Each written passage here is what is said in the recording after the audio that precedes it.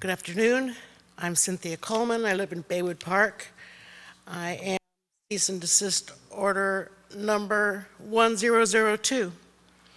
I'm speaking on the item that is the LOCSD versus RWQCB as designated party to individual CDOs. And I was going to stand up here and repeat again all the horrible things that have happened to me for the last year and a half by the regional board, the state board, etc., ad total nauseum. Then I realized no one but the 14 of us who are fighting back for all of you gives a blank. So if I didn't get randomly selected, I probably feel sorry for the ones who did, and fortunate that I didn't. Here's a couple things I'd like for you to consider. We've been threatened with fines of $5,000 a day, retroactive to 1988. If all the homes in the prohibition zone are assessed with this fine, it'll amount to $1,825,000,000 that our community would owe Regional Water Quality Control Board.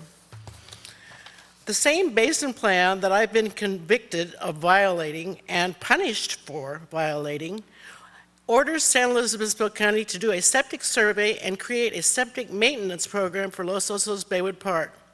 Since 1983, this has not been enforced by the Water Board, nor has there been compliance by San Luis Obispo County. In fact, it's never been mentioned. That's 24 years.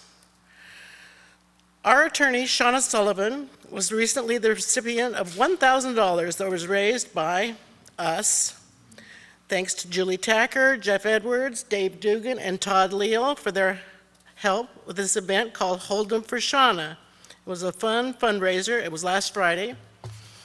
And we're happy to have raised that much for her. In the future, when there are notices of fundraising events to pay for our cease and desist order legal defense, please don't tear them down.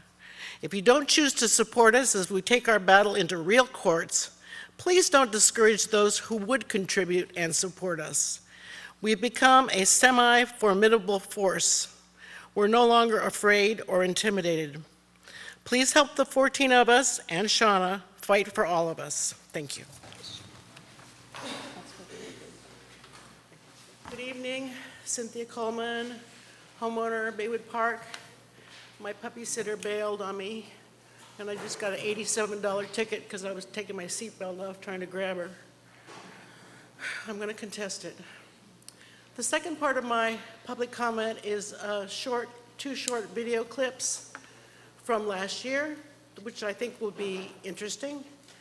And the first part is, I'd like to beg everybody to tell the truth.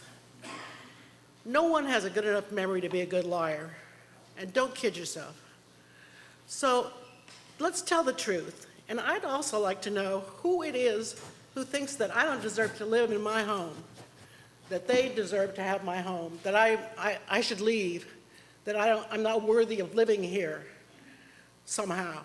I don't have enough money, or I don't know who these elitists are, but I'd like to know who they are because they're my enemies, okay?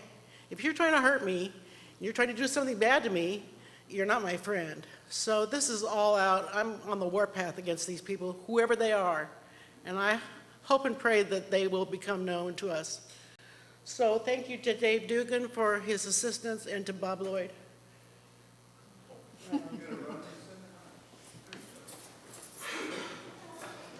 And how the information will be disseminated prior to the 218 vote. I mean, that came through loud and clear. People need to know what they're voting on. You can't ask them for an open-ended vote. About $2 million seems like a lot of money, but it's not in the effort that we're going to do here. We need to be clear on what our scope of work here is. We're not going to develop new technologies and try to convince other agencies that those new technologies are acceptable. We're going to develop the concept for this project as if we're going to be the ones that operate it forever. We know that if it's built, we'll operate it for at least 3 years under the terms of the legislation, and after that it remains to be seen. So this is our system that happens to be in Los Osos, and so we're going to approach it accordingly. in the strategic plan that was presented to your board on June 19th, it said very clearly that our approach is not going to include considering anything other than gravity collection systems.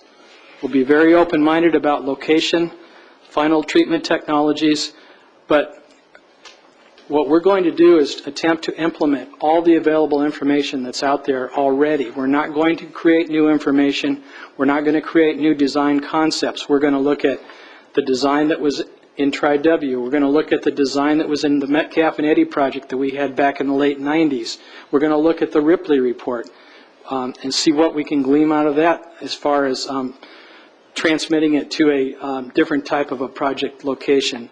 But we are not intending to consider such as step stag. We're looking only at gravity collection. Good evening. I was tired of waiting for you. I'm glad you're here. My name is Cynthia Coleman. I am a property owner in Baywood Park. Cease and desist order number 1002. Excuse me. Thank you.